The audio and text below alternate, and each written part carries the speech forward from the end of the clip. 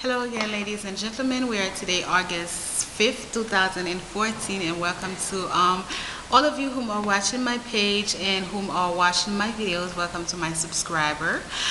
Today, the topic discussion that we are going to talk about are the social problems in Haiti. It was Kevin who asked a particular question underneath one of my videos. He asked me if I could address the fact that there were workers in Haiti. When he came to Haiti, his mother had workers, people kind of like a maid who takes care of your house and all of these things, and he felt like they were working extra long hours, and he wanted me to a little bit talk about that.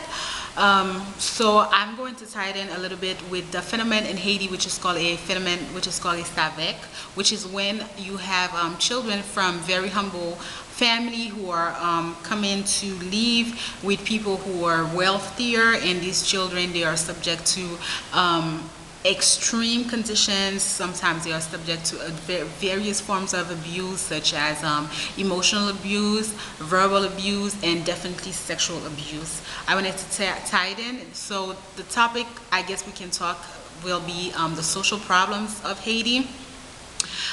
If I know this is going a little bit back into history, if you know about Haiti, then you know Haiti was a colonized country, and Haiti has always been a country who was dividing by the affranchis, and you have the slaves. The affranchis were the mulattoes back in the days, and when they started, so you have the affranchis, you had the slaves, which were really more African people, and eventually when Haiti started to get its independence, it still kept that same leverage of distinction. And for me, we have not evolved and passed that at all. We have not evolved, and we have not passed the phenomenon of affranchis and slavery, and it has not passed that. Why do I say so? Because the different, supposedly quote-unquote social classes of Haiti is very distinct. The have and the have-nots in Haiti is very distinct. This is also one of the reasons that you find that when you come to Haiti, if you guys are not familiar with Haiti, it is as if Port-au-Prince, it's another country in its own. Haiti is not a country where the decentralization is made, meaning that people are living equally in different cities. Haiti is a country, when you come in it, and this is coming from someone who's really done some serious traveling within the country, the rural part of Haiti is very unequal to the city, and the city is not even developed, so Haiti is very distinct when you talk about the layer of the social classes. You have people that have, and you have the have-not. Now the problem that Haiti has is that there is no mean for the have-nots. You understand? The majority of people who have, let's say, the privileged people, are people who have been able to get some type of education, people who further their education, people who have the possibility to study abroad, and people who have parents who are a little bit more wealthier. And the have-nots, the problem with the have-nots is that there is not really something government wise, that there has never been something for them in the country to be able to climb on the stairs and get to a certain level of equalness with others. You understand what I mean? So this is why when you find people who are a little bit wealthy, and you have people who come from the countryside, and people who come to Port-au-Prince, which is the city of Haiti, and who are looking for work.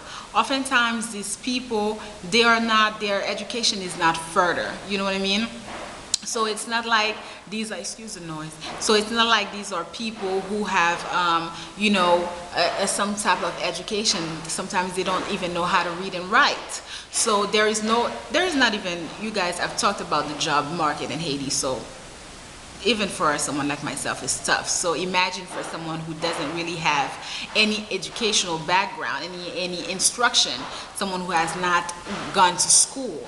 So these people, oftentimes when they come to the city, the first job that they're trying to get is, you know, working as a maid, as a servant into people's house, you know. And yes, they a lot of times these people, they have to cook, they have to clean the house, they have to do the chores in the house, and sometimes, you know, they don't pay them a lot, believe it or not. Sometimes for a month their entire work is probably equivalent to $50 American a month. They live off of that. Yes. It's very, very tough for them to get any kind of jobs, and that $50 that they get paid, the equivalent that they get paid for a month, they have to pay often they have to send money probably to their family where they are from. They have to you know, pay for school. They have their lives, they have families themselves. It's with that money that they're taking care of everything. So for me, the Haitian women are really what we call the potomitan. For me, I respect the Haitian woman, and I respect when I see the merchant of the streets, because when I used to, you know, to go out at night, I would be leaving my house around 11 p.m. to go to a party, and on my way back in the marketplace, which is off the street where they sell their goods, they would be sleeping, and they just cover their head with something. They sleep on the in the same morning they work. These people travel, guys, from very, very, very far away from the countryside to come to Port-au-Prince and sell their goods, and sometimes they don't make any money. Sometimes, when I tell you they travel, it's not like they're traveling on a car, it's not like they're traveling on a jet, on a plane. They are actually walking. These people are walking barefoot at a time, coming from mountains after mountains, because Haiti is a country, a lot of mountains.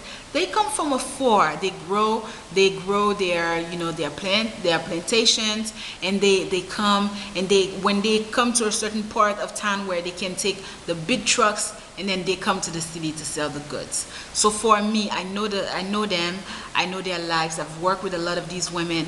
As for me, it's chapeau bas. I take my hats off. It's also, I know this is, I really don't want to get emotional, but these people really give me the courage, these women, because a lot of times I don't want to be in Haiti anymore. A lot of times I want to give up. A lot of times I want to say to myself, like, it's too hot. Like, I spent a freaking summer here, and it's like every time I went in to cry, you know, it's like I feel like, damn, it's too hot. I'm looking at it like, oh my God, I'm not living my life. Oh my God, you know, I could have been somewhere else. Like, I complain, but then I remember them. Sometimes I take a walk, or I have to go buy something, and I see them in the sun. They don't have a choice.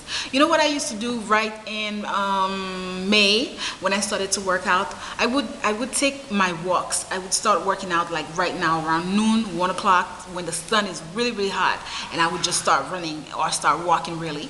And you know, people would say, well, why can't you wait until the sun is actually down so you can take your walk? I don't do that because sometimes I want to put myself out there. Like, I'm only gonna walk anyway for like an hour, the most an hour and a half. But I remember the vendors outside, they don't have that luxury. They are on the sun. They beat the rain, they beat the dust, they beat the sun, the heat, and they continue to work. They continue to work and work and work and work. So now let's talk about the phenomenon of the Restavek. It is also tied into a really what is an uneducated people. That's the uneducated people. The majority of the Haitian people are not people who understand certain things. So is it uneducated? Okay, let's just say that it could be debatable. Perhaps some of you are going to tell me that it's not uneducated. Perhaps it's culture. But for me, okay, let's not say uneducated. Let's say lack of knowledge. It's better. Lack of knowledge. Yes, for me, that's better to say that. Why do I say that? I grew up in my house. My mother raised a lot of people. We are 4 in our family, but I was raised with about maybe 13 people in my house when I grew up. And still today, my mother does the same thing. What does she do? She always searched for, children of family, of humble family, and she asked their parent if she can have these children, and she raised these children, right? So I grew up with several people like that. And for me, the situation is a lose-lose on both ends. Although oftentimes she said, no, it's a win-win because I pay school for them. They go to school, they get the same treatment that you guys get, and yeah, but it's not. Why? We forget one thing, the psychological issue that these children have, right? So here in my house, they don't have any more abuse than we do, which is the regular beating that my mother probably gave everyone in our lifetime. But a lot of time these children are placed in house and they are not so lucky, right? They do endless chores. They have to get up early in the morning. They have to get up 3 o'clock in the morning. They have to cook the food for everybody to eat in the house. They have to clean up the house. They have to do this, and they sleep the latest, right? They don't have any access to television. They don't have any access to luxury. And sometimes, and most times, they are subject to sexual abuse in the house. There are quite, if you are not Haitian, there are a few Haitian movies, but unfortunately, it's in Creole, these movies, that talk about that, the phenomenon of Restavek.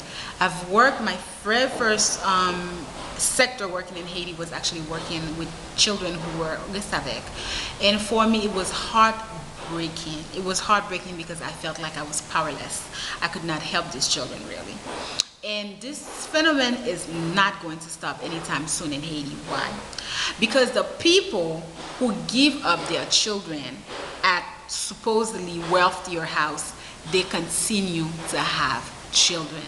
So it's not like these people, they understand that I am actually putting my child in a better house because I cannot afford to, take care of my child. I cannot afford to raise my child.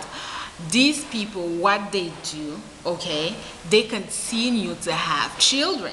So it's like you take one from them, and probably each one of their children is placed in a different house with different people in the country, in the other place in the city. They still continue to have children. From 2 years ago till now, my mother had 2 different children, little kids that she took. And one of them, it has been with us now for a year. And her parents came down the other day to, visit where she is placed and where she is living. Her mother is young, guys. And her mother is probably, she is maybe the 5th child of her mother. Her mother is very young. If she's not my age, she is probably a few years older than me. I don't even believe that she's 35 years old, and she was pregnant. She was pregnant. For me, and she's probably the baby that she's carrying right now. It's not going to be the last baby. No. These people have children until they can no longer have children. So this is calling misery upon you. This is the reality.